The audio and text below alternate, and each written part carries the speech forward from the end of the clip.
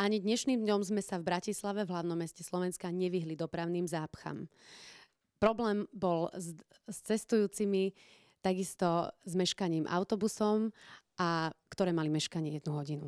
Jesenné počasie značne ovplyvňuje náladu človeka.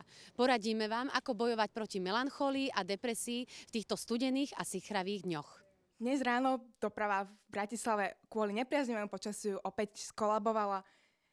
Ako môžete vidieť za mňou, autobusy čakali aj 30 minút v zápchách.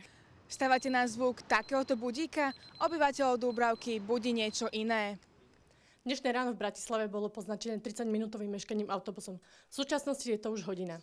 Pri prechode na červenú neriskujete len stratu 60 eur, ale aj svojho života. Dnes sme sa zobudili do značne upršaného oktobrového rána, kde vlastne spoje veľmi meškali. Veľké zápchy boli hlavne v našom hlavnom meste v Bratislave, kde niektorí ľudia meškali do svojej práce aj 30 minút, respektíve až hodinu. Boli ste niekedy už okradnutí? Vďačným objektom práve takýchto aktivít je najmä MHD. Ako môžete vidieť za mnou, situácia je naozaj veľmi zúfalá. Autobusy meškajú asi hodinu, ľudia čakajú v neuveriteľných zápchách. Je veľa návodov, ako stretnúť toho pravého. Avšak i cestovanie v MHD vám môže príjemne zmeniť váš osud. Pre redaktorskú školu Ivana Šureková. Vodičov na cestách nech rozčuľujú 30-minútové meškania. Mnohí dnes neprídu na čas do práce, pretože autobusy meškajú až 1 hodinu.